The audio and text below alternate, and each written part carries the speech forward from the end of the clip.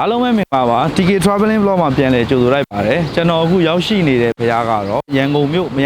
နယ်အမှတ်3ရပ်ကွက်ကြိုက်ဝိုင်းဖရားလမ်းမကြီးပေါ်မှာတည်ရှိတဲ့အပရာဇိတသမိုင်းဝင်စံတော်ရှင်ကြိုက်ဝိုင်းစီတော်မြတ်ပဲဖြစ်ပါတယ်ဒီကြိုက်ဝိုင်းစီတော်မြတ်ထဲကိုကျွန်တော်တို့တွားကြည့်ရအောင်ဖရားတွေကိုလည်းအထဲထဲမှာရှိတဲ့စင်းတူတော်တွေဇေယျတော်တွေကိုလည်းတောက်ဖူးရအောင်ကျွန်တော်နဲ့တူလိုက်ခဲ့လိုက်နော်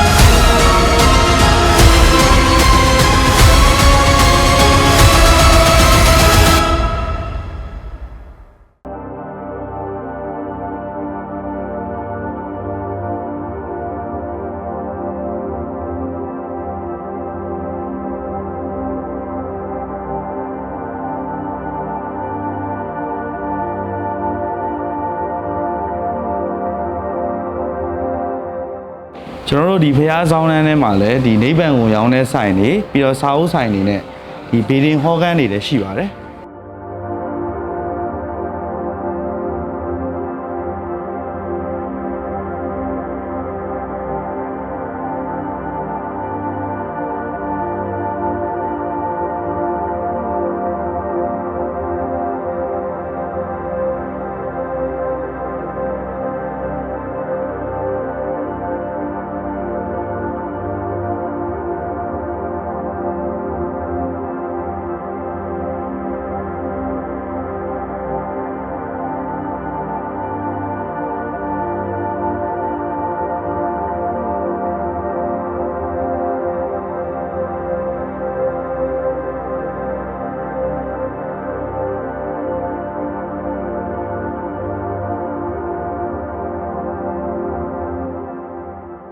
ကျွန်တော်တို့ဒီကြိုက်ဝိုင်းစေတီတော်ကြီးရဲ့ဖရားသမိုင်းအကြောင်းတွေကိုသိရှိရအောင်ကျွန်တော်တို့ဒီကြိုက်ဝိုင်းစေတီတော်ကြီးမှာတာဝန်ယူပြီးတော့ဆောင်ရွက်နေတဲ့ဂောဘကအဖွဲ့အဘတယောက်ကိုကျွန်တော်တို့ဒီကြိုက်ဝိုင်းစေတီတော်ရဲ့ဖရားသမိုင်းတွေကိုတွားမိရအောင်เนาะဘာမင်္ဂလာပါမင်္ဂလာပါခင်ဗျအဘဒီကျွန်တော်ကဒီကြိုက်ဝိုင်းစေတီတော်ဒီရဲ့သမိုင်းအကြောင်းလေးတွေကိုတစ်ချက်လောက်သိကြလို့အဘဒီဖျားမှာတာဝန်ယူထားတဲ့အပိုင်းရဲ့အဘရဲ့နာမည်လေးတစ်ချက်လောက်သိပြရအောင်ဟုတ်ကဲ့ဘာနာမည်ကတော့ဘောကဦးဝင်းကြိုင်ပါဦးဝင်းကြိုင်အဲ့တော့ဘာ2006ကစပြီးဒီနေ့အထိကြိုက်ဝိုင်းစီတို့ရဲ့ဘက်စုံပြုပြင်မွမ်းမံတိဆောက်ရေးလုပ်ငန်းကိုတာဝန်ယူပြီးတော့လှုပ်ဆောင်နေပါတယ်ဟုတ်ကဲ့ပါ အဘဒီကြိုင်ဝိုင်းဇီတော်ရဲ့လေဒီစပြီးတော့ဖြစ်လာတဲ့သမိုင်းလေးကိုတစ်ချက်လောက်ပြောပြပေးပါ ဘယ်ကျွန်တော်တို့ရှေးအောင်သမိုင်းဝင်အပရာဇိတဆန်လို့ရှင်ကြိုင်ဝိုင်းဇီရီရောမြကြီးရဲ့သမိုင်းအဆိုရင်ဖြင့် ဟုတ် ကျွန်တော်တို့ရှေးအောင်ထူပဝင်သမိုင်းတွေရဲ့အဆိုရပါလေဒုက္ခဝင်သမိုင်းဆိုတော့မွန်ဘာသာနဲ့ရေးထားပြီးတော့မြန်မာဘာသာပြန်ဆိုထားတာတွေလည်းရှိပါတယ် ဟုတ်ကဲ့ အဲ့တော့ကျွန်တော်တို့ဂေါရမဖျားရှင်ဟာတဝဋ္ဌိပြီးဇေဝတဝင်ကျောင်းတော်မှာသတင်းသုံးနေစဉ်အခါသူဒိဗ္ဗစကုနဲ့ကြည်ပြီးကြိုင်ဝိုင်းခုဇီရီတော်ကြီးတည်ရှိတဲ့နေရာမှာနောက်အချိန်သာသနာတော်ပွင့်လင်းမှလာမှာကိုမြင်တဲ့အတွက်ကြောင့်အဲ့ဒါကိုဒီတောင်ကိုမေတ္တာတောင်ကိုပေါ့လေခုဒါအဲ့ကိုကြွလာပြီးတော့အဲ့လှိုင်ငူထဲမှာဆံမြန်းနေတာပေါ့လေလှိုင်ငူထဲမှာဆံမြန်းနေတော့အဲ့မှာဒီမှာနေထိုင်တာကတော့ဟိုပါရဒေဝနတ်ဘလူးမင်းပေါ့လေ အော် သူ့ဖေကတော့မေတ္တာပေါ့လေ ဟုတ်ကဲ့ အဲ့ဒါနဲ့ဒီမှာလာပြီးတော့မေတာရဒေဝနတ်ဘလူးမရတကူကြည့်တဲ့ဒါတဘာဘာပဲဖြစ်ရမယ်ဟိုသူပြိုင်မနိုင်ဘူးဆိုပြီးတော့သူ့ဖေကဟိမွန်တာတောင်မှာသတင်းသုံးနေတဲ့မေတ္တာနတ်ဘလူးမင်းသူ့ဖေကိုသွားပြီးပင့်လာပြီးတော့ကျွန်တော်တို့ဒီနေရာမှာဖះနဲ့တကူပြိုင်တာပေါ့လေတကူပြိုင်တော့အဲ့မှာဒါမွန်ဘာသာနဲ့တော့ကျွန်တော်တို့ကြိုက်အဝိုင်းကြိုက်ဆိုတာတော့ဖះပေါ့အဝိုင်းဆိုတာကတော့ဒါဥဒါကစားတာပေါ့လေ ဟုတ်ကဲ့ ဟုတ်ဆိုတာတော့ဒါပုံနှမ်းပေါ့လေဒီမှာပုံနှမ်းကစားကြီးဖះနဲ့တကူပြိုင်ကြတာပေါ့လေအဲ့တော့အဲ့မေဟိုဒါမေတ္တာနတ်ဘလူးမင်းอ่ะ ဟုတ် အဲ့ဒါမြေအောက်ဒုသနာပေါင်း2400နဲ့ရှိတယ်နော်ပရမအနုမြူတေးသေးလေးတူဖန်ဆင်းပြီးတော့သူသွားပုံးနေတာအဲ့ဒါကိုကျွန်တော်တို့ဖះရှင်ကဖော်ထုတ်နိုင်တယ်ပေါ့လေအဲ့ဖះပုံးနဲ့လဲကြတော့ဖះဒီမေတ္တာနတ်ဘလူးမင်းရဲ့မျက်ခုံးနှစ်ခုကြားမှာပုံးနေတာကို तू ကမရှာနိုင်ဘူးပေါ့လေအဲ့တော့နတ်ဘလူးမင်းကအရှုံးပေးသွားပြီးတော့အဲ့မှာဖះအနိုင်ရရှိသွားတာပေါ့လေကျွန်တော်ဘောတော်ဖះအဲ့တော့ဟိုဖះဓမ္မစံတော်တဆူချိမြင့်ပေးခဲ့တာပေါ့လေအဲ့ဒါကိုတာတော်တာရဒီဝါဒီမြောက်လှိုင်ထဲမှာပေါ့လေဘလူးမင်းလှိုင်ထဲမှာအဲ့ဒါကိုကိုးကွယ်တာပေါ့လေဆက်လက်ကိုးကွယ်ပြီးတော့အဲ့ဒါနောက်တစ်ခါကျွန်တော်တို့သာသနာတက္ကရာ240ခုနှစ်ကြာတော့တန်လင်းတိဟဒီပါမင်းနဲ့တီဟိုရန်တာ9ပါးတို့ဟာလေတီဟိုရန်တာ10ပါးကကျွန်တော်တို့ကြိုက်ကဆန်စီတီတည်တဲ့အချိန်မှာရန်တာတစ်ပါးပြန်လွန်တော်မူပါတယ်ပေါ့လေဒီကျွန်တော်တို့ကြိုက်ဝဲဖျားရောက်တဲ့အခါကျတော့ရန်တာ9ပါးပဲကြံတော့တာပေါ့လေရန်တာ9ပါးနဲ့အဲ့ဒါဒီစီတီကိုဆက်လက်တည်ထားခဲ့တာပေါ့လေအဲ့တဖန်တစ်ခါနှစ်ပေါင်းကြာလာတော့ကျွန်တော်တို့ဟန်တာရီပြင်ဘင်းရာဇာဒရစ်မင်းကြီးလက်ထက်ရောက်တဲ့အခါကျတော့ရာဇာဒရစ်မင်းကြီးကနေပြီးတော့ဒီအုပ်ပုံတီးနဲ့ခွင်နေနဲ့တည်ထားတာပေါ့လေညံတော်44တောင်ကထပ်မြင့်ပြီးတော့သူတေတာကိုးွယ်ခဲ့တယ်ဟုတ်လေ အော်အဘဒီကုန်းကကြတော့ခုနဘုရားရှင်ကြွားခဲ့တဲ့ကုန်းနာမင်းอ่ะဒါဘာပါလဲ မေဟိတရတောင်ကုန်းလို့ခေါ်မေဟိတရဟုတ်ကဲ့ဟုတ်ကဲ့ အဘဒီကျွန်တော်တို့ရန်ကုန်မှာရှိတဲ့တိုင်းဟိုပါကုန်း69ကုန်းထဲမှာ ဟုတ်ကဲ့ဟုတ်ကဲ့ဒါတကုန်းပါမေဟိတရဟုတ်ကဲ့ဒါမေဟိတရတောင်ကုန်းဟုတ်ကဲ့အခုကျွန်တော်တို့လက်ရှိမြင်တွေ့နေရတဲ့ဇီရီတော်ကြီးอ่ะကျွန်တော်တို့ကောဇာတက္ကရာ1225ခုနှစ်မှာပေါ့လေ ဟုတ်ပါ ကျွန်တော်တို့သူတော်ဥက္ကာယဆိုတာဝိသုစင်ညာနဲ့ကိုယ့်တဲ့သူတော်တစ်ပါးဒီဖျားကြီးကိုရောက်ရှိလာတယ်အဲ့တော့ဖျားကြီးကလည်းအုပ်ပုံပဲဖြစ်နေတယ်ခြုံရွယ်ပိတ်ပေါင်းနေတယ်အကုန်လုံးပေါ့လေပိတ်ပြီးတော့အကုန်လုံးဒီမှာစီရီတော်ကြီးကအကုန်လုံးဘာမှမရှိဘူးအုပ်ပုံပဲရှိတယ်ပေါ့လေအဲ့ဒါ तू ကလာပြီးတော့ဒီနားတွိုင်းမှာရွာတွေကလည်းနားသိမ့်မရှိဘူးတမိုင်းကုန်းရွာတို့ပါလို့ဆိုတာတမိုင်းဘက်ပေါ့လေအဲ့ဘက်မှာသွားပြီးတော့ तू ကအဲ့ခုနကထန်းတောင်းနေပေါ့လေအဲ့လိုမျိုးဆန်လိုက်လှူခံတယ်ပေါ့လေ तू ကတလမဲအဲ့လိုမျိုးတိမ်ုံတလမဲနဲ့အဲ့ရတဲ့ဆန်လေးတွေကို तू ကရောင်းပြီးတော့အဲ့ဒါလှူပတ်စံ1500နဲ့ဒီစီရီတော်ကြီးကိုစတင်ပြီးတော့တည်ခဲ့တယ်ပေါ့လေအဲ့အကုန်လုံးအလုံးသူ့မှာလည်းမှတ်တမ်းတွေမှတ်ထားတယ်လို့အဆိုရှိတယ်သူ့မှတ်တမ်းတွေရ तू ကအဲ့ဒီချိန်တုန်းကပတ်စံအလုံးစီရီတော်ကြီးပြီးတဲ့အထိ4900ကုန်တယ်ပေါ့လေအဲ့တော့4900ဟုတ်တယ်တော်တော်လေးကြိုက်ပေါ့လေ1925ခုဆိုကျွန်တော်တို့တီဘောမင်းလက်ထက်လာအဲ့လောက်ကြမယ်လို့သူထိုးတယ်အဲ့တော့4000ခုလောက်ဆိုအခုဆိုသိန်းကို4000လောက်ဖြစ်သွား ဟုတ်မယ်အဲ့တော့ तू ကညံတော်ကတော့အတောင်40ပေါ့လေအဲ့ဒါကို3လနဲ့ဒါဒီသူတော်ကြီးအပြီးတည်လိုက်တာပေါ့လေဒီစီဒီတော်ကြီးကိုအခုခနေ့မြင်တွေ့ရတဲ့အတိုင်းဒါဖြစ်ပါတယ်အဲ့မှာအကုန်လုံးဟုတ်တယ်အခုဒီစီတော်ကြီးကိုဒီနေ့မြင်တွေ့ရတဲ့အတိုင်းအဲ့ဒါသူတို့ဘိုးကာရတည်ထားပါတော့လေနောက်အဲ့ဒါ तू 9နှစ်တိုင်နိုင်မို့လေဒီမှာလှုပ်ပြီးတော့ तू ကကွယ်လွန်သွားတယ်ပေါ့လေဒီမှာပဲသူ့ရဲ့ကိုအုပ်ကိုလည်းဒီကြိုက်ဝိုင်းစီဒီတော်အနီးမှာပဲမြုပ်နှံထားတယ်လို့ဒါဆိုရှိပါတယ်အဲ့လိုမျိုးအဲ့တော့ကျန်တာကတော့ဆက်ပြီးတော့သူတို့ဒီတမိုင်းရွာသူရွာသားတွေကနေပြီးတော့ဒီလက်ရှိမြင်တွေ့ရတဲ့အတိုင်းပထမဆင့်မှာအရန်စီဒီ85စုဒုတိယဆင့်မှာ16စုတတိယဆင့်မှာ16စုကိုဒါတမိုင်းရွာသူရွာသားတွေကအကုန်လုံးစုပေါင်းပြီးတည်ကြတာပါအကုန်လုံး ဒီဇီဒီ ဒီတော်ကြီးရဲ့ပတ်ချလဲမှာရှိတယ်အရန်စေး စေတီဟုတ်တယ်139စု အော်အားလုံးပေါင်း118ဆိုဒါကသူအထက်ပစ္စယံလို့ခေါ်မှာ ဟုတ်တယ်ဘုံလုံး30သူက30ပေါ့လေ30တဲထားတာအားလုံး118စု အော်အောက်မှာ85စု16စုဇီရီတုံနဲ့ကတ်ရမှာ16စုပေါ့လေသူတို့အကုန်လုံး118စုပေါ့လေအဲ့ဒါလေးတစ်ခွန်ဆိုကိုပဲပေါ့ဟုတ်တယ်နောက်ဒါထူးခြားချက်အနေနဲ့ကတော့ဒီဇီရီတွေဘာလို့ရောက်ရင်2006 2009လောက်မှာကျွန်တော်တို့အနောက်ပိုင်း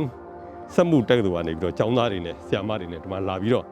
ဒီမှာတလားကြော်ပေါ့သူတို့စာမွေးစစ်တာဒီဇိုင်းတွေဆွဲတာပေါ့ဆွဲတဲ့ခါကျတော့ဒီဇီရီတော်တွေကတဆူနဲ့တဆူပုံစံမတူဘူးဆိုတာကိုတွေ့ကြည့်ရတယ်ပေါ့လေအကုန်လုံးတော်တော်ကွဲပြားတယ်ပေါ့သူတို့လာဆွဲပြီးသူတို့ကျွန်တော်တို့မှလည်းသူတို့မှတ်တမ်းတွေလုပ်ပေးသွားရေးပေးသွားတယ်ဇီရီအသေးစိတ်တွေပေါ့လေသူတို့တိုင်းထွာပြီးတော့ကျောင်းသားတွေနဲ့နောက်ဆုံးနှစ်ကျောင်းသားတွေနဲ့ဒါစာမွေးစစ်တော့လာပြီးတော့အကုန်လုံးဒီမှာအဲ့လိုမျိုးတွေ့ရှိရတယ်ပေါ့လေဘာဒီဖိုးသူတော်ရုပ်ကဘာခုနပြောတဲ့ဒီဟာလေဖိုးသူတော်ကြီးလားဟုတ်ပါတယ်ခင်ဗျာအခုဒါကျွန်တော်တို့လက်ရှိဒါမြင်တွေ့နေရတဲ့အခုဇီရီတော်ကြီးကိုဒါတည်ထားခဲ့တဲ့ပူတော်ဘိုးကာရဖြစ်ပါတယ်အဲ့မှာသူကဒါ1225ခုကစပြီး1234ခုနှစ်ဒီပေါ့လေ9နှစ်တုန်းလုံးဒီဇီရီတော်ကြီးကိုအဲ့ဒါသူတည်သွားတာဖြစ်ပါတယ်အဲ့မှာသာသနာပြုသွားတာပေါ့လေဒီဇီရီတော်ကြီးကိုလည်းအတောင်30ကိုသူ3လနဲ့ဒါတီးဆောက်သွားတာပေါ့လေအကုန်လုံးကျွန်တော်ပြောသလိုပဲသူအလှငွေ1500ကနေစတင်ပြီးတော့အားလုံးပြီးစီးတဲ့အထိဆိုသူအကုန်လုံးဟိုခေတ်ကဒါသူတော်ရဲ့မှတ်တမ်းအရဆိုရင်4900ကျပ်ဒါ4900သူကုန်ခဲ့တယ်လို့ဆိုပါတယ်ဒီတောင်းကကြတော့ဒါအသူခံတဲ့တောင်းဟုတ်ပါတယ်ဟုတ်သူဒီနာတမိုင်းရွာသူဒီတမိုင်းကုန်းရွာလို့ခေါ်တာဟိုတော့ဘိုကုန်းလို့အဲ့ဘက်ကိုသွားပြီးတော့ तू ကတပတ်တစ်ခါပေါ့လေဒီတောင်းတဲ့ तू ကစန်တလမဲလို့ခေါ်တယ်သူခုအခေါ်ပေါ့လေတိမ်ကိုတလမဲအဲ့ရတဲ့ຢာလေးတွေကို तू ကရောင်းချပြီးတော့ဒီဇီရီတော်ကြီးကို तू တီသွားခဲ့တာဖြစ်ပါတယ်အဲ့ तू ကွယ်လွန်ပြီးတဲ့နောက်ပေါ့လေ तू 1934မှာကွယ်လွန်ပြီး1940ကျတော့ဒါအိန္ဒိယလူမျိုးပေါ့လေကြေးတာကန်ထရိုက်တာဥစာမီဆိုတာ तू ကလာပြီးတော့ဇီရီတော်ကြီးကိုညံတော့4000တုံးမြင့်ပြုတ်ပြင်သွားပါတယ်ထပ်ပြီးတော့သူဥစားဟုတ်တယ်အိန္ဒိယလူမျိုးသူကကန်ထရိုက်တာကြေးတာလို့ပြောတယ်အဲ့တော့ကျွန်တော်တို့ဟိန္ဒူဘာသာဝင်တွေပဲနေမှာလို့သူတို့ဒါဟုတ်တယ်ဒါဘုရားတည်းသူဆုံးပြီးတဲ့နောက်မှာလည်းသူအမျိုးသမီးနဲ့သူသားဇီရီတော်ကြီးကိုလျှက်စစ်မိရရှိရလို့တို့ကအာရီတီလာပါသူတို့ခေါ်ရှိသေးတယ်အဲ့လိုမျိုးအဲ့ရနေပြီးတော့ဘုရားကန်ထရိုက်ဒမန်လာဘာလာမသိတော့အဲ့လိုမျိုးပေးတာအင်္ဂလိပ်လက်ထက်နဲ့တူပါတယ်ဇီရီတော်ကြီးကိုမိရရှိရလို့ပါလို့ဒီတရားဆရာတော်နေနဲ့သူသူဆောင်ရွက်သွားတာလို့ဆိုရှိတယ်နောက်ပိုင်းတော့သူမျိုးဆက်တွေလည်းပြတ်သွားတယ်တွေ့ကျွန်တော်လည်းမသိတော့ဘူးအကုန်လုံးသူရဲ့ဓမ္မယုံတစ်ခုတော့အနောက်ဘက်မှာရှိတယ်ဗောလေစာမီတစ်စောင်းဗောလေစာမီတစ်စောင်းဆိုတာခေါ်တာရှိတယ်ခုမြင်တွေ့ရတဲ့တစ်စောင်းကတော့ဒါ1240ခုနှစ်ကဘုရားကိုညံတော်4000တိုးမြင့်ပြုပြင်သွားတဲ့ဘုရားကကြီးဥသမီရဲ့တစ်စောင်းဖြစ်ပါတယ်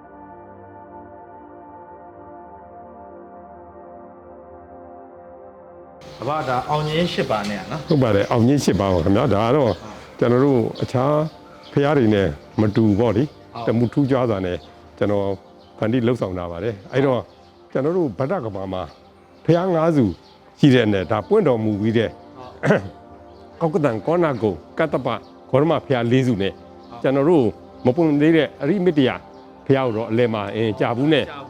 ကျွန်တော်ပုံဖော်ထားပါတယ်ဒီမှာကျွန်တော်တို့ပကြီးမဆွဲဘာဆွဲအောင်ကြီး8ပါးဆွဲလို့ချင်းဖះကိုကျွန်တော်တို့ရန်လုတ်တဲ့ပုံတွေပဲတော်တော်လေးတွေ့ရပါတယ်အဲ့တော့ကျွန်တော်တို့ဒီမှာတမူထူးခြားစွာနဲ့ဒါမန်ချနေတဲ့ပုံတွေပေါ့လေအကုန်လုံးအဲ့ဒါလေးနဲ့တရုပ်ဖော်တာမန်ချလာတာပေါ့လေအကုန်လုံးဒါဖះကိုဆွဆွဲနေတဲ့ဟာကဟုတ်တယ်ဇိန္ဒမာနဟုတ်တယ်အဲ့ဇိန္ဒမာနပုံဆိုလို့ရှိရင်လည်းကျွန်တော်တို့အရင်ကိုကြီးနဲ့ပုံမှုပဲနဲ့ကိုမရှိတဲ့ပုံမှာပြုတ်ကျနေတဲ့ပုံလေးပေါ့လေသူကုံရအတူလိတ်ခွန်အတူအဲ့ဒါလေးနဲ့တစ်ပေါ်တာပါတယ်အဲ့လိုမျိုးအကုန်လုံးဒီမှာလားဆိုလဲဟုတ်တယ်ဒါအကုန်လုံးဖះကိုမန်ချသွားတဲ့ပုံပေါ့လေလိုက်ပြီးဟိုလက်ညှိုးတွေလိုက်ဖြတ်နေတဲ့ပုံမှုပဲနဲ့ဒါဖះကိုဒူးတော့မန်ချနေတဲ့ပုံလေးတွေအကုန်လုံးအဲ့မှာဒါအာလာဝကဘလူးမင်းလည်းဒီလိုပဲဒါအာလာဝကဘလူးမင်းပေါ့လေဒီလိုပဲဒါမန်ချနေတာအရင်ဒါကြီးဆွဲတာတွေပုံနေမှာရောဒါနာလာဂီရီစင်ဆိုလို့ရှိရင်လေဒီလိုပဲကျွန်တော်တို့ဒါဖះကိုဘူတွားပြီးတော့ဒါများသောအားဖြင့်တော့ဆွဲလိုက်ရင်အဆွဲကြီးနဲ့ဖះကိုထိုးမဲ့ပုံနေအဲ့ဒါမျိုးတွေပဲအကုန်လုံးလောက်ထားပါတယ်အကုန်လုံး ကူးနဲ့စိတ်ကူးနဲ့ပုံဖော်ထားတာလေတော်တော်စိတ်ကူးကောင်းတယ်ပါဟွာလေတခြားဖျားတွေဆိုတော့ဟုတ်တယ်အဲ့လိုရန်ပြုတ်နေတယ်ဟုတ်တယ်မနက်ဆိုလည်းဒီလိုပဲဟိုအကုန်လုံးကျွန်တော်တို့စိန်ကြီးတွေစီးပြီးတန်းလေကြီးတွေထောက်ပြီးတော့ဥစ္စာဖြစ်နေတဲ့ပုံဒီမှာတော့နေရာခက်ခဲနဲ့စိန်ကြီးနဲ့မလုပ်ခွင့်နဲ့ဒီလိုပဲမနက်လည်းဒီလိုပဲအောက်ဆင်းပြီးတော့ဒါဆင်ဘွားအောက်ဆင်းပြီးတော့မှန်ချနေတဲ့ပုံလေဟိုစိန်ကြီးနဲ့ရန်ထောင်နေကြည့်မကောင်းလို့အားကြောင့်မလို့ဒီမှာတမှုထူးကြွားစွာပေါ့လေအကုန်လုံးအဲ့လိုမျိုးတက်စကပရပိုင်လည်းဒီလိုပဲကျွန်တော်တို့အကုန်အဲ့လိုပဲအကုန်လုံးမှန်ချတာတဲ့ပုံလေးတွေပေါ့လေဒီမှာဥစ္စာနန္ဒောပဏ္ဏာနဂါလည်းဒီလိုပဲဒါတကူပြပြီးတော့မှန်ချနေတဲ့ပုံလေးတွေပေါ့လေအကုန်လုံးကျွန်တော်ဒါလေးတွေကိုတမှုထူးကြစွာပေါ့လေကျွန်တော်တို့ဘရာဇီးစံတော်ရှင်ဂျိုင်ဝဲစီရီတော်မြတ်ကြီးမှာတမှုထူးကြစွာနဲ့ကျွန်တော်ဖန်တီးလှုပ်ဆောင်တာပါလေဘာ idea လေးတကယ်ကောင်းတယ်တော့ဗောနော်ဟုတ်ကဲ့အဲ့ဆိုကျွန်တော်နောက်တစ်နေရာဆက်သွားဘာဒါကကျွန်တော်တို့ဗုဒ္ဓဂါယာပုံစံအတိုင်းတည်ထားတဲ့နေရာပါဟုတ်တယ်ကျွန်တော်တို့ဒါတတ္တခုနဌာနပေါ့လေအဲ့တော့ခုကျွန်တော်တို့မြင်တွေ့ဖူးမြင်ရတာတော့ဒါမဟာတက္ကရာ103ခုသုံးလပြည့်ဗုဒ္ဓနေ့မှာဒါဘုရားရှင်ဘုရားဖြစ်သူ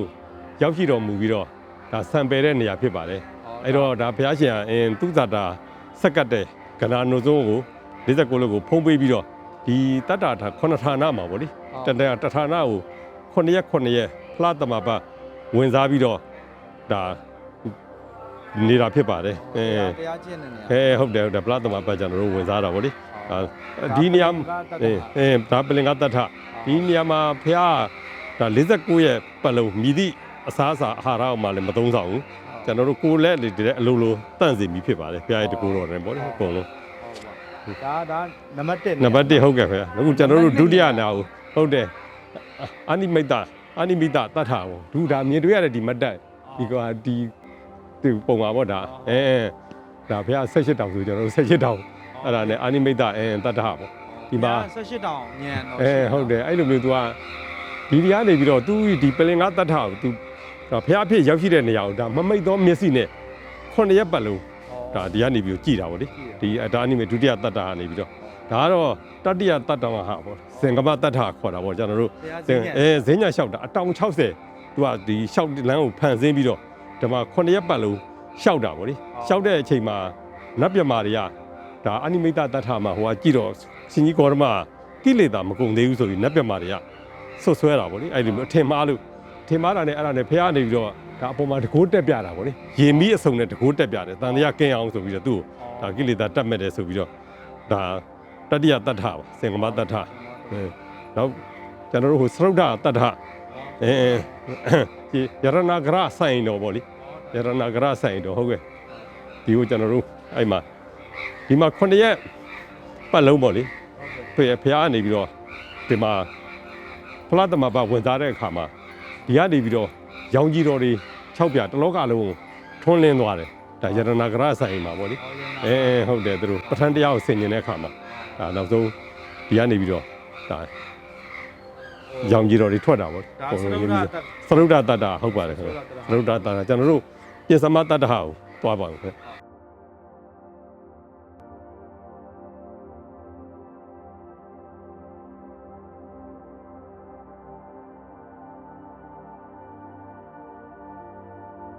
ဒါတော့ကျွန်တော်တို့ပြစ္ဆမတတ္တဟာပေါ့လေအဇပါလာတတ္တဟာလို့ခေါ်တယ်ကျွန်တော်တို့အဇပါလာဆိုစိတ်ကြောင်းညောင်ပင်ပေါ့လေစိတ်ကြောင်းညောင်ပင်စိတ်ကြောင်းသားတွေနားတဲ့နေရာမှာဘုရားဒီမှာ9ရက်သူစံပယ်တော်မူတယ်ပေါ့လေဖလားတော်မှာပါဝင်စားပြီးအဲ့ချာမှာ तू ကမန္တနဲ့ဟုံကပုံသားဆိုတာအဲ့မန္တရဲ့သမီးတော်3ပါးနေဘုရားကိုလာပြီးတော့အမျိုးမျိုးညှို့ဆွဲတယ်ပေါ့လေညှို့ဆွဲတဲ့အခါမှာဟိုသူတို့မအောင်မြင်သွားဘူးပေါ့လေဘုရားပဲအနိုင်ရရှိသွားတယ်ပေါ့လေဒါကျွန်တော်တို့အဇပါလာတတ္ထပေါ့လေ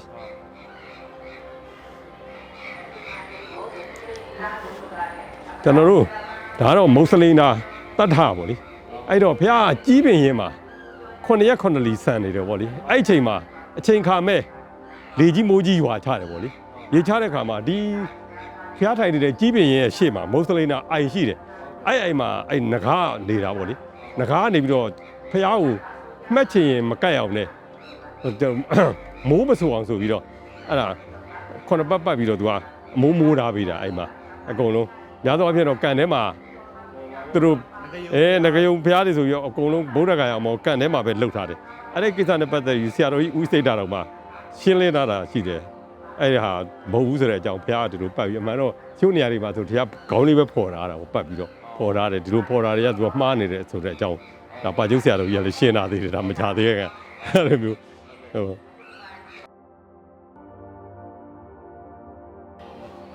ခုကျွန်တော်တို့နံပါတ်9နောက်ဆုံးပေါ့လေအဲ့မှာ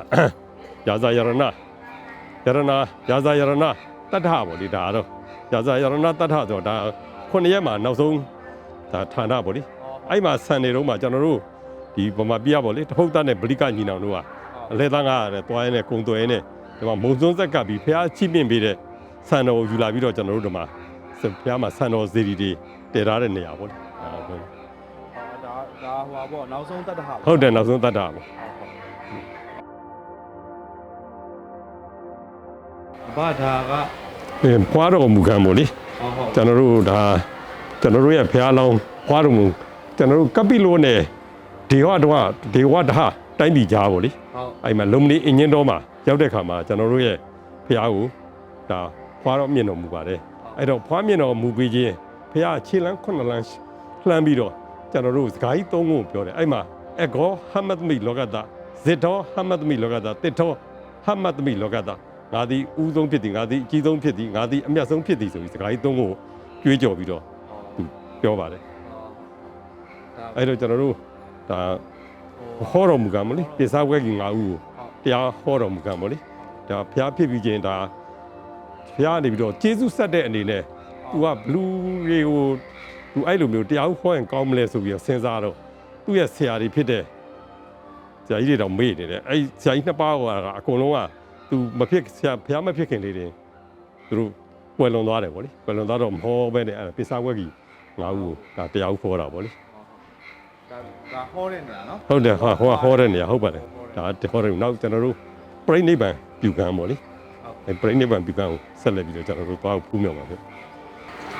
အဘကျွန်တော်တို့အခုသွားမယ့်နေရာကဒါပြိဋိဘံဟုတ်တယ်ပြိဋိဘံဆရာပြိဋိဘံပြုတဲ့နေရာဖြစ်ပါတယ်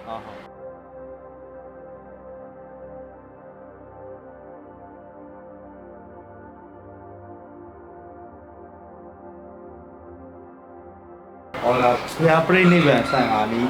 နေရာကိုဟုတ်တယ်ဒါပြိဋိဘံပြုတဲ့နေရာကိုဒါပေါ်လာတာဖြစ်ပါတယ်အဲ့ဒါဆိုတော့ကျွန်တော်တို့ခုနအကြည့်ခဲ့တာကဖွာလာရယ်ပွင့်လာရယ်ဟောလာရယ်ဟုတ်ကဲ့ဒါဖောက်ပွင့်ဟောဆန်၄ခုပေါ့၄ဌာနအဲ့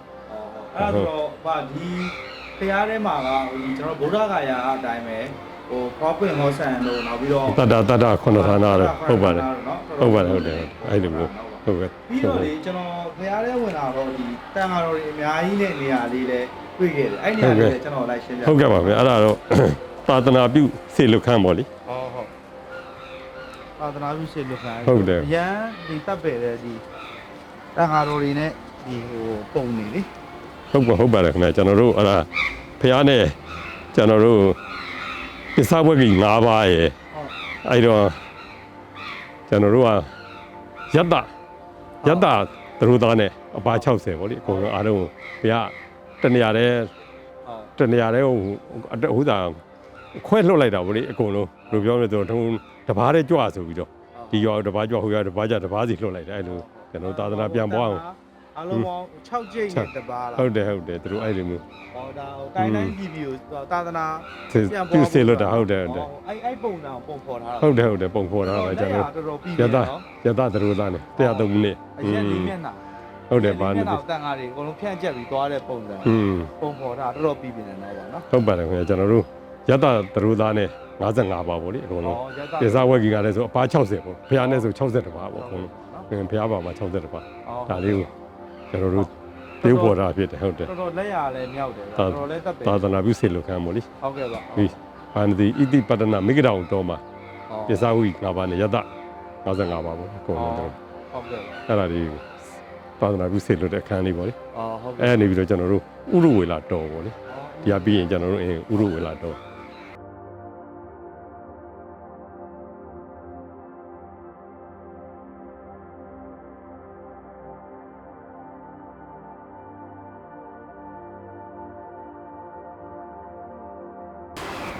ဟောဒါ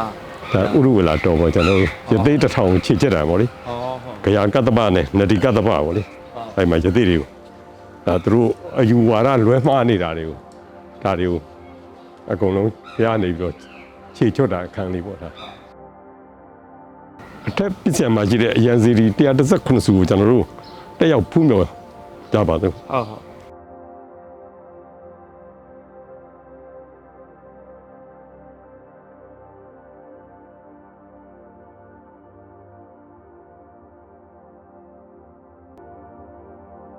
အဘဒါဇီရီတော်ရဲ့ဒါအထက်ပြည့်စင်ရဲ့ဒါအောက်ဟိုပါပေါ့ပထမစင်ပေါ့ပထမစင်ပေါ့ဒါဥစားပေါ့ရန်စီရီ85စုဒီစင်မှာဆိုလို့ရှိရင်ဟုတ်တယ်ဟုတ်တယ်85စုဟုတ်ဒီ85စုပြဒီဒုတိယအဆင့်မှာကြာ16စုရှိပါတယ်16စုတို့တော့တတိယအဆင့်မှာလည်း16စုပေါ့ဟာလို့118စု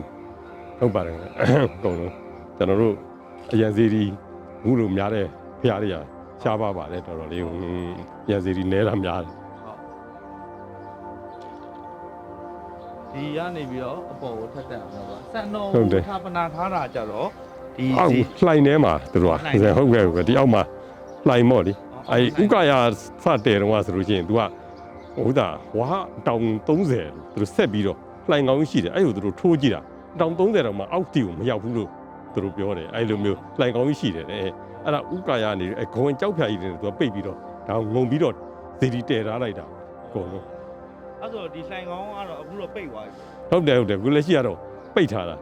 ပိတ်ထားပြီးတော့အဲ့ဒီခုဟိုဆန်တော်ရင်းဆိုတဲ့နေရာမှာတော့အဖပြမယ်လေအဲ့နေရာမှာတော့အရင်တော့အဲ့လိုပဲကြောက်ဖြာကြီးတွေဖုံးလာတာခုအဲ့အပေါက်ကလေးကိုတော့သူတို့ကလှစ်ထားလိုက်တယ်ဗောလေတီဆန်တော်ရင်းဆိုတာသိရှိအောင်ဆိုပြီးတော့အပေါက်နေရာလေးမပြောက်ပြအောင်အပေါက်နေရာလေးတော့ထားရတယ်ဟုတ်တယ်လူတော့ဆင်းလို့မရတော့တော်တော်ကြက်တယ်အောက်မှာအောက်ဆီဂျင်တွေပါပြတ်မယ်လေပြတ်နိုင်တာပဲဒါလည်းဟုတ်တယ်ဟိုခေတ်ကတော့သူတို့ကတော့ဘလူးတွေနေတာဆိုတော့လေနတ်ဘလူးတွေဆိုတော့သူတို့တကူနဲ့သူတို့နေလို့ရတယ်နဲ့တူပါတယ်အကုန်လုံးသူတို့အတောင်ဟိုဟာလောက်ရှိတယ်နော်အတောင်60နော်အတောင်30တဲ့သူတို့ကတောင်30အနက်ရှိတယ်တဲ့အဲ့မှာတရားတွေအကုန်လုံးကရွှေသင်္ကန်းကတ်ထားတာတော်တော်တက်ပဲနော်ပါနော်ဟုတ်တယ်ဘာလို့လဲအဲ့ဒါတက်လာအရင်တော့ထုံးမဲ့ကတ်နိုင်တာဘာလို့2006တက်လာပြီးတော့မှဒါအကုန်လုံးဒီစီရီကြီးကိုကနေဒီလိုဖြစ်အောင်အကုန်လုံးပြန်လဲပြုတ်ပြင်လိုက်တာဗောလေအကုန်လုံးဘာအဲ့ဆိုကျွန်တော်တို့ဒီအပေါ်အဆင့်ကိုထပ်တက်မယ်ဆိုရင်ဘယ်နာဟိုဘက်ကလှေကားတစ်ခုရှိတယ်တောင်ဘက်ကပဲဟုတ်ပဲတောင်ဘက်ကလှေကားရှိအဲ့ရပဲတက်လို့ရမယ်ဘာဒီမှာရှိတဲ့ဒီဘလူးရုပ်တွေတို့တခြားဒီအရုပ်တွေကြတော့အဘတို့လက်ထက်ကြမှာပြန်ပြီးတော့ပြန်လဲဟုတ်တယ်အဘဒါ2010လောက်မှာအဘအကုန်ဘဲစုံပြင်တော့မှဒီဘလူးရုပ်ကလေးတွေထပ်ထဲတာဖះသမိုင်းရလဲဘလူးသမိုင်းဆိုတော့လေအားကြောင့်မလို့ဒီပန်ကိုက်ဘလူးလေးတွေပေါ့အဲ့ဒါလေးတွေဘာလောက်ထားတာပေါ့အကုန်လုံးရွှေအောင်တဝန်းဝင်းနေဆိုတော့နော်ဖះတော်တော်တက်ပဲပေါ့အဲ့ဆိုရင်ကျွန်တော်တို့အပေါ်တက်နော်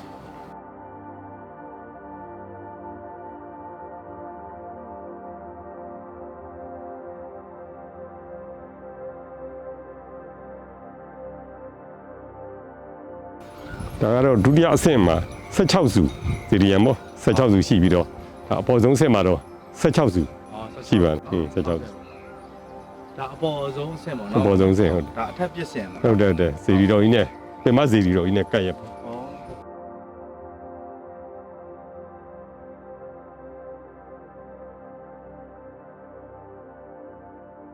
ဘာဒါကတော့ဒါစီရီရဲ့အပေါ်ဆုံးဆင့်ပဲပေါ့နော်ဟုတ်တယ်အထက်ပြစ်ဆင့်အပေါ်ဆုံးဆင့်ပေါ့တော့တက်ပဲပါဘုရားတော့ဘယ်တော့မှမကြောက်ဘူးလေရတော့အပေါ်မှာတော့ဘာလို့လှူတာရှိသေးတယ်ငယ်တော့ဒါအပေါ်မှာရှိကြည်ပြတ်ကတ်ထားတယ်ဘာလို့နာမည်တော့ကပီးတွေရှိသေးတယ်ဟိုတော့200လား300လားရာခဏမဲ့ဟိုတော့သိမပြရဘူးပေါ့အကုန်လုံးကတော့ဒါဈေးတွေများလာပြီဒါကိုလမပတ်လက်လေးတွေတော့ကိုလမဟုတ်တယ်ကိုလမပတ်လက်လေးတွေဘာဒီအထက်ပြစ်စင်ရကြည့်ရင်တော့ဒီကုန်းကမြင့်လို့လားမသိဘူးတော်တော်အမြင့်ကိုမြင်ရတယ်ဟုတ်ပါတယ်ခင်ဗျာခုကျွန်တော်တို့ခုတွေ့နေရတဲ့ဇီရီကတော့ဒါမှကျွန်တော်တို့ဇီရီယန်တနင်္ဂနွေတောင်းပါဗောလေအမှတ်1ဗောလေဒီကနေထိုးပြီးတော့ကျွန်တော်တို့ဒီကိုလက်ရရစ်ပြီးတော့ဒီမှာ16မှာလာပြီးတော့ဆုံးသွားတာဗောအဲ့လိုပဲအောက်မှာလဲဒါတနင်္ဂနွေတောင်းပါပဲကျွန်တော်တို့စရည်တာဗောလေ16နဲ့နေစပြီးတော့ဒီမှာ32တိအကုန်လုံးအဲ့လိုမျိုးဗောလေ32ပြီးအောက်ကတနင်္ဂနွေတောင်းမှာဆက်ဟိုဒါ33ကနေစပြီးတော့ကျွန်တော်တို့တပတ်လေအဲ့လိုရည်သွားတာဗောလေနောက်119ကဒီတုံးသားမှာပဲပြန်ဆုံးသွားတယ် တင်းနေတွေတောက်မှာပဲခုမြင်ရတဲ့တင်းနေမိတိုင်တောက်မှာ100ခွန်သူကဒီကိုတင်းနေတွေတောက်ပဲသူကစပြီးတော့လက်ရရေးကြီးတာလက်ရရေးရတာဟုတ်တယ်သူတို့နံပါတ်စဉ်ကျွန်တော်တို့အဲ့လိုတတ်တာတေချာစနစ်တကျဟုတ်ပါခင်ဗျဟုတ်တယ်လောက်ပါအုံးကလည်းမြင်တော့ဒီရန်ကုန်မြို့ရဲ့တော်တော်များများအပေါ်စီးကနေမြင်နေရမြင်ရတယ်ကျွန်တော်တို့ထီတော့တင်တော့ဆိုအပေါ်ဆိုတစ်မျိုးလုံးတွေ့ရတယ်ထီတော့တင်တော့ညံထုတ်လိုက်တော့ကြာတစ်မျိုးလုံးကိုတော်တော်တွေ့ရတယ်ဟုတ်ကဲ့တော်လည်းတက်ပယ်လေဇီဒီတော်ပါဟုတ်ပါတယ်ဟုတ်ပါအဲ့တော့ဆိုရင်အဘဇီဒီတော်ထဲမှာရှိတယ်လေဟိုအဘဟိုပြောခဲ့ဟိုစံတော်တွင်းနေရာလေးလေကျွန်တော်တို့တစ်ချက်လောက်တော့ဟုတ်ကဲ့လိုက်ပြပါခင်ဗျာကျွန်တော်ဟုတ်ကဲ့ဒါတော့ကျွန်တော်တို့ကျန်ဝဲဇီဒီတော်မြတ်ကြီးရဲ့စံတော်တွင်းနေရာဖြစ်ပါတယ်ခင်ဗျာ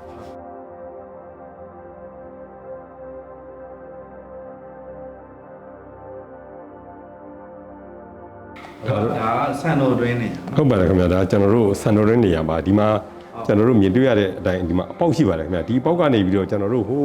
လိုင်ကူတွင်းပေါ့လေကျွန်တော်တို့တာရဒေဝနေထိုင်တဲ့နေရာပေါ့လေလိုင်ကူတွင်းကိုဒီကနေဝင်သွားရင်ရပါတယ်အဲ့မှာဖျားချိမြင့်ခဲ့တဲ့ဆန်တော်တဲ့အဲ့ထဲမှာရှိပါတယ်ခင်ဗျာကျွန်တော်တို့ဒီကနေပြီးတော့ဟုတ်တယ်ဆန်တော်တွင်းတော်နဲ့လူတွေကတော့လူတရားသာပဲတဖြည်းနဲ့သူကဆရာတော်ကြီးရဲ့ပြောကြားချက်အရာတော့တစောင်းဝင်သွားရင်တော့ရတယ်လို့ပြောတယ်အပေါက်ကတော့ကျင်းသွားပြီတော်တော်လေးကူအဲ့မှာကျွန်တော်တို့ကပိတ်ထားတယ်ကြက်မတင်နေဟုတ်တယ်ဟိုထဲတော့ဝင်ဖို့ဒါဝင်လို့မရအောင်ပိတ်ဟုတ်တယ်ဝင်လို့မရအောင်မတမာသူတွေပါရန်ကြောက်တော့ဒါသူတို့ဒါတော့ကော်ကားတွေပြီးပိတ်ထားတာဖြစ်ပါတယ်ဟုတ်ကဲ့ဟိုလူဝင်သားလေးဟုတ်တယ်ဒီကနေဟုတ်ကဲ့ဆန်တော်ရင်းနေရာဒီပါဒါလေးဟုတ်ဒီကနေအောင်ကဒါတကယ်ဟိုဟာလေးပေါ့နော်ဒီသမိုင်းဝင်နေရာလေးပေါ့ဟုတ်ပါတယ်ခင်ဗျဒါအဘပြီးတော့ကျွန်တော်တို့ဒီမှာလေဟိုဒီဘက်ကဒဇောင်းလေးတစ်ခုရှိတယ်ဒီဒဇောင်းကလည်းဒါဒီဖျားတဲတွေကရှိခဲ့တဲ့ဒဇောင်းဟုတ်တယ်ဟုတ်ပါတယ်ရှေးအောင်ဒဇောင်းမဟုတ်တယ်ဖျားသုံးစုဒဇောင်းလို့ကျွန်တော်တို့ကခေါ်ပါတယ်ဒါဖျားသုံးစုဟုတ်ကဲ့ဖျားသုံးစုကျောက်စင်းတို့တော်ကြီးသုံးစုရှိတယ်ဖျားသုံးစုဒဇောင်းအဲ့ကျွန်တော်အဲ့ဒဇောင်းလေးနေရာလေးတော့ကြည့်အောင်ဟုတ်ကဲ့ဒါတော့ကျွန်တော်တို့ရှေးဟောင်း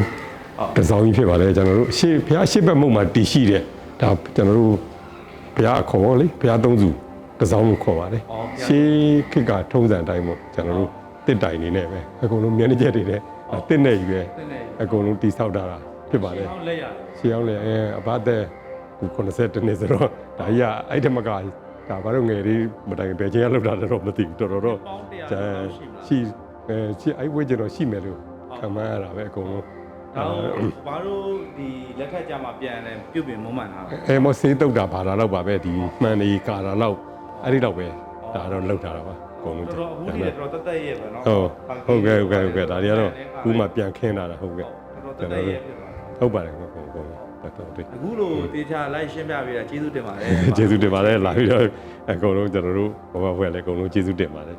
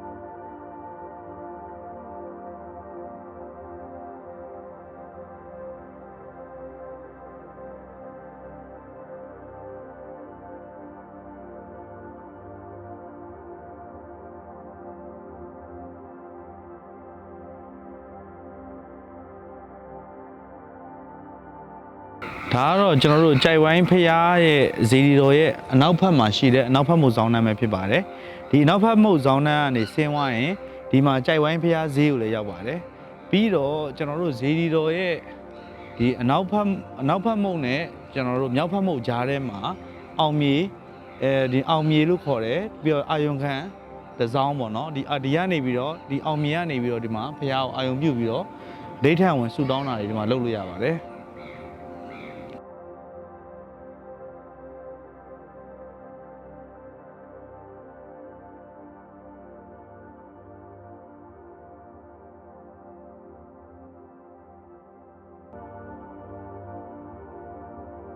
ဒီအောင်မြေအာယုံခံတစောင်းကတကယ်လဲဟိုဖះကိုအာယုံပြုတ်ဖို့အကောင်းဆုံးနေရာပဲဖြစ်ပါတယ်တကယ်လဲခန်းခန်းနာနာပဲဒီမှာလှုပ်ထားပါတယ်ဒီကနေပြီးတော့ဖះကိုလည်းအာယုံပြုတ်ရှစ်ခိုးလို့လည်းရပါတယ်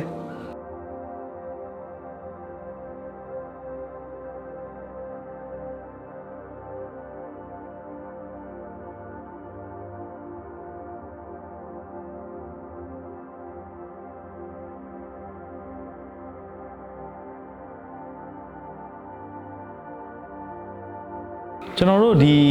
အောင်မြေအာယုံခံတစောင်းရဲ့ဒီဘက်ဘေးနားလေးမှာ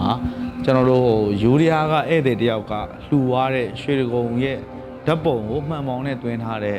ဒီကျွန်တော်တို့တစောင်းလေးတစ်ခုလည်းရှိပါတယ်အဲ့တဲကိုကျွန်တော်တို့တစ်ချက်လောက်သွားကြည့်အောင်နော်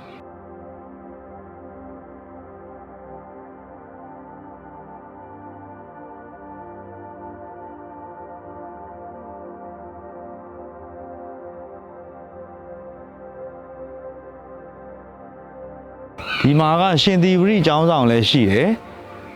ပြီးတော့ကျွန်တော်တို့ဒီဘက်မှာဆိုလို့ရှိရင်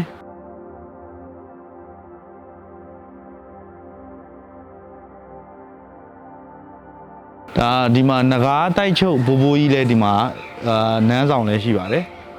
ပြီးတော့ဒီဟာကကျွန်တော်ခုနကပြောတဲ့ယူရီးယားက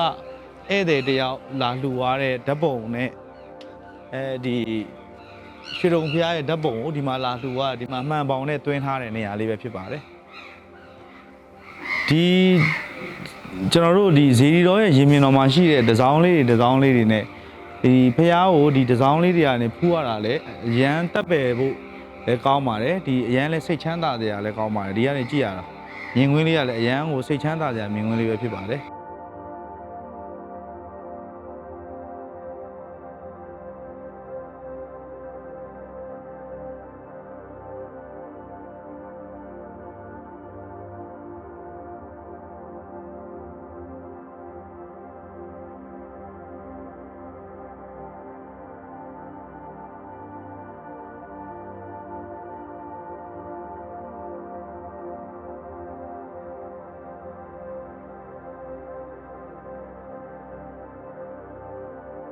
ဖះရဲ့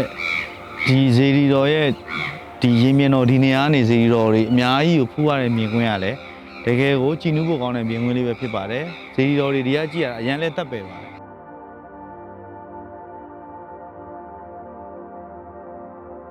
ဒီခုကျွန်တော်တို့အနောက်မှာမြင်နေရတဲ့တစောင်းကတော့ဒါမြောက်ဖက်မုတ်တစောင်းပဲဖြစ်ပါတယ်ဇေဒီတော်ရဲ့ရင်မြင်ရလဲကျယ်ပြီးတော့အရန်လဲရှင်းပြီးတော့ဟိုစိတ်လည်းတကယ်ကြည်နူးဖို့လည်းကောင်းပါတယ်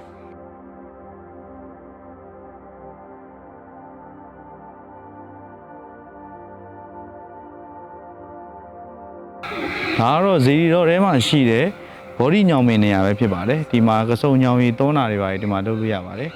ပြီးတော့ဒီမှာဆိုလဲညောင်ထောက်တာတွေဒီမှာလုပ်ထားတဲ့ဟာလေးတွေညောင်မင်းရတယ်အရန်ကိုတာရတယ်လှလဲလှတဲ့ညောင်မင်းပဲဖြစ်ပါတယ်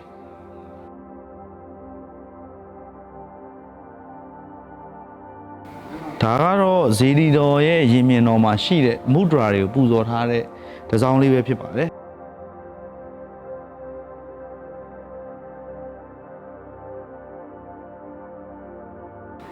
ဒီမှာကတော့မုဒရာတွေရဲ့ကိုလက်အနေဟန်ထားမုဒရာ36စုကိုပူဇော်ထားတာပဲဖြစ်ပါတယ်ဒီမှာလာရောက်ပြီးတော့ဖူးမြော်လို့လည်းရပါတယ်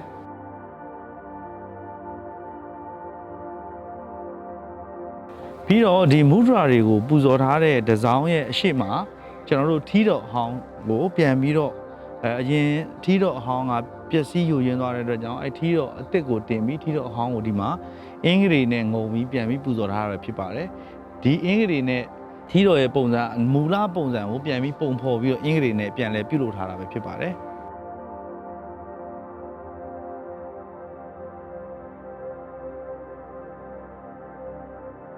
ဒီမှာလဲကျွန်တော်တို့ဗုဒ္ဓအခြေရတော်ကိုဒီမှာပူဇော်ထားတာဖြစ်ပါတယ်ပြီးတော့ဒီဒီဇိုင်းကတော့ဒါကြိုင်ဝိုင်းဘူဘူကြီးရဲ့ဒီဇိုင်းပဲဖြစ်ပါတယ်ဒီမှာကြိုင်ဝိုင်းဘူဘူကြီးကိုလာပြီးအဓိဋ္ဌာန်ပြုဆုတောင်းပြီးတော့ဒီမှာလာရောက်ပြီးတော့ပူဇော်လို့လည်းရပါတယ်ကျွန်တော်တို့ဒီရင်းမြစ်တော်ထဲမှာဒီခင်းထားတဲ့ကြောက်ပြားတွေကလည်းမပူဒီရာသီဥတုပူပေမဲ့ကြောက်ပြားတွေကတကယ်အေးနေတာပဲဒီကျွန်တော်စကြင်ကြောက်မဟုတ်ပဲနဲ့ရိုးကြွေပြားကိုအေးနေအောင်ဟိုဒီကြောက်ပြားရဲ့ဟိုကတော်တော်ကြီးကိုကျွန်တော်ထူးထူးဆန်းဆန်းပဲကျွန်တော်တို့တခြားအရင်ဖျားတွေမှာဆိုရင်ဒီကြောက်ပြားတွေကဒီကြွေပြားဒီလိုကြွေပြားမျိုးတွေဆိုပူတယ်အခုဒီမှာလုံးဝမပူပြီးတော့ကျွန်တော်တို့ဒီမှာဆိုလို့ရှိရင်လည်းဒီသူရသတိမေတော်ရဲ့ဒီဇိုင်းလည်းရှိပါတယ်ပြီးတော့ဒီမှာဒီသူတော်စင်တွေရဲ့ဒီဇိုင်းပေါ့နော်ဒီသူတော်စင်ဒီဇိုင်းထဲမှာကအဘဘိုးဘိုးအောင်အဘဘိုးမင်းကောင်နဲ့ဒီဆရာတော်ကြီးတွေထွက်ရပေါက်ဆရာတော်ကြီးတွေကိုလည်းဒီမှာလာရောက်ပြီးတော့ဖူးမြော်လို့လည်းရပါတယ်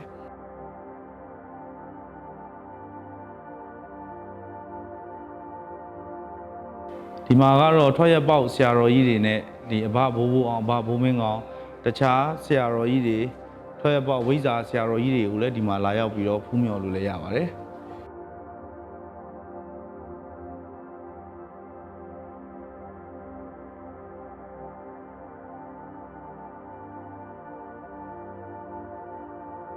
ဒီမှာလည်းစင်နုတော်လေးတွေကိုဒီမှာပူဇော်ထားတာပဲဖြစ်ပါတယ်ဒီမှာဒီစင်နုတော်လေးတွေ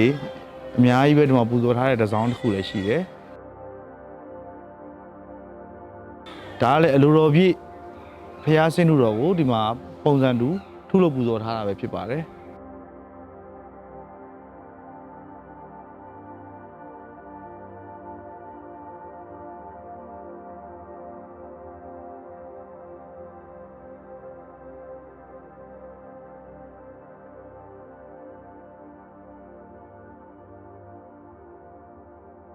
ဒီမှာလဲဒီကနေရတဲ့ဖះကိုအာယုံပြုဆူတောင်းလို့ရမယ်တစောင်းလေးလဲဒီမှာပူဇော်ထားတယ်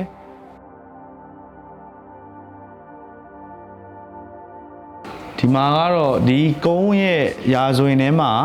ပါတဲ့အခပီးတော်မဟိန္ဒရနတ်မင်းရဲ့ဒီဘက်ကသားတော်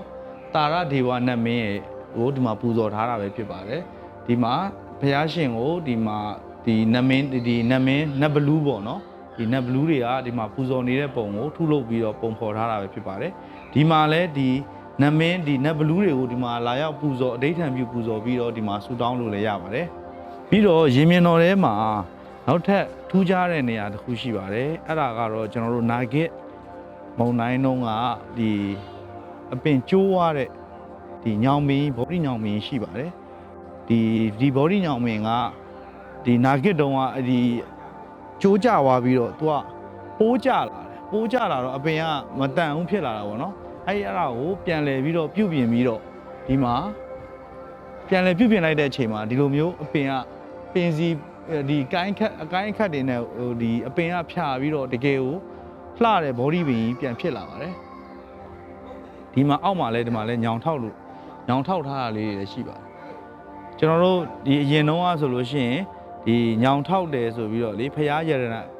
ရတရာအနေနဲ့ညောင်ထောက်တဲ့ဆိုတဲ့အလေးထားဒီမှာပဲပြန်တွေ့ရတခြားဖရားတွေမှာတော့အခုတိတ်မတွေ့ထားမရှိတော့ဘူးဒီဖရားမှာတော့ဒီညောင်ထောက်တဲ့ပုံစံလေးတွေဒီမှာတွေ့ရပါတယ်အများကြီးပါပဲ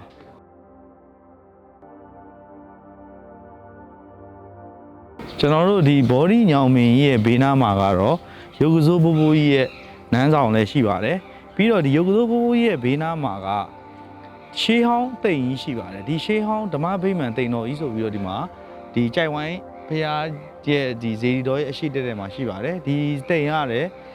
1822ခုနှစ်ထဲကနေစောက်ခဲ့တဲ့တိမ်ပဲဖြစ်ပါတယ်အခုတက်တန်းရဆိုရင်နှစ်ပေါင်း200ကျော်လောက်ရှိတဲ့တိမ်ဖြစ်ပါတယ်ဒီတိမ်ကိုလည်းပြန်လဲပြီးတော့ပြုပြင်မွမ်းမံထားပါတယ်ဒီအောက်ဒီအကာနဲ့ဒီတိမ်ရဲ့စောက်ထားတဲ့ကိုယ်တွေကတော့ငကိုမူလစောက်ထားတဲ့အတိုင်းထားပြီးတော့ဒီအမိုးတွေအခင်းတွေကတော့ပြန်ပြီးပြုပြင်ထားတာဖြစ်ပါတယ်ဒီတိမ်ကနှစ်ပေါင်း200ကျော်တဲ့တိမ်ဖြစ်ပါတယ်ကျွန်တော်တို့တိမ်ထဲကိုတစ်ချက်လောက်သွားကြည့်အောင်နော်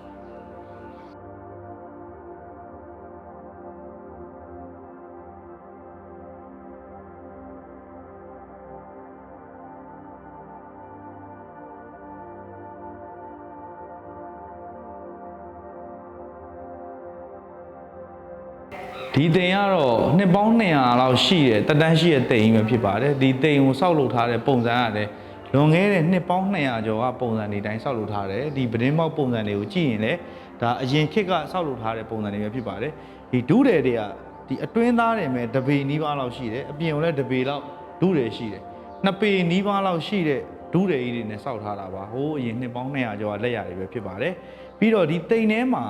ဒီတိမ်ကိုပြန်တွေ့တဲ့အချိန်မှာဒီကြီးစင်းနုတော်ရဲ့ဒီပလင်တော်တွေလည်းဒီမှာတွေ့ရပါတယ်အဲ့တော့ဒီကြီးစင်းနုတော်နဲ့ဒီပလင်တော်ကလည်းနှစ်ပေါင်း200လောက်ရှိပြီလို့ခန့်မှန်းလို့ရပါတယ်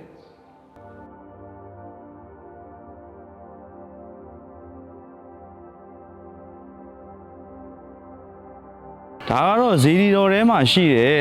လင်းဆွီတောင်တစ်စောင်းပဲဖြစ်ပါတယ်ဒီတစ်စောင်းကလည်းနှစ်ပေါင်း100ပြည့်ဖို့3နှစ်ပဲလို့ပါတော့ပြီးတော့ဒီတစ်စောင်းရဲ့ကျွန်တော်တို့ဒီဘက်ဘေးနားမှာကကျွန်တော်တို့ဆရာပြေတစ်စောင်းရှိပါတယ်ဒါကတော့ဆရာပြေတစ်စောင်းပဲဖြစ်ပါတယ်ဒီဆရာပြေတစ်စောင်းထဲမှာကအထက်ထဲမှာလည်းစင်ထုတော်3စုရှိတယ်စင်ထုတော်3စုရယ်ပြီးအပေါ်မှာလည်းဇေဒီအကြီးတစ်စုရယ်အရန်4စုရယ်ဇေဒီတော်5စုကိုလည်းအပေါ်မှာတင်ပေးထားပါတယ်ဒီဇေဒီတော်5စုကိုလည်းဒီအပေါ်ကနေပြီးတော့တင်ထားတာဒီနားကနေပဲလှမ်းပြီးဖူးလို့ရပါတယ်ဒါကတော့ဇေဒီတော်ရဲ့ရင်မြင်တော်မှာရှိတဲ့အေးဇေဒီလေးပဲဖြစ်ပါတယ်ဒီမှာဆူတောင်းပြည့်အေးဇေဒီဆိုပြီးဒီမှာဇေဒီလေးတစ်စုရှိပါတယ်ပြီးတော့ဇေဒီတော်ရဲ့ဒီဘက်မှာတော့တရားရည်စင်3ရုပ်ထုရှိတယ်ပြီးတော့ဒီမှာကတော့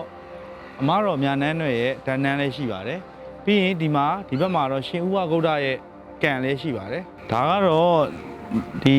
ငကယုံဖျားကိုဒီမှာတရားမင်းတွေပူဇော်နေကြတဲ့ပုံကိုဒီမှာထုလို့ပူဇော်ထားတာပဲဖြစ်ပါတယ်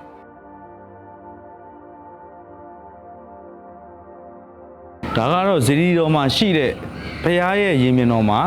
တည်ထားကူးကွယ်ထားတဲ့ပါရဇီဒီတော်ပဲဖြစ်ပါတယ်ဒီမှာဗုဒ္ဓရဲ့ခြေရတော်လည်းဒီမှာလာရောက်ဖူးမြော်လို့လည်းရပါတယ်ကျွန်တော်တို့အပရဇိတာတမိုင်းဝင်စံတော်ရှင်ကြိုက်ဝိုင်းဇီဒီတော်ရဲ့ဘုရားဘလော့လေးကတော့ဒီမှာပဲပြီးဆုံးပါပြီကျွန်တော်တို့နောက်ထပ်ဘုရားဘလော့တွေကိုဆက်လက်တင်ဆက်ပေးမှာဖြစ်တဲ့အတွက်ကြောင့်ကျွန်တော်တို့ရဲ့ YouTube channel လေးကို subscribe လုပ်ပေးကြပါအောင်လို့ပြောရင်းနဲ့ကျွန်တော်တို့နောက်ထပ် blog တွေမှာဆက်လက်ဆုံတွေ့ကြပါမယ်နော်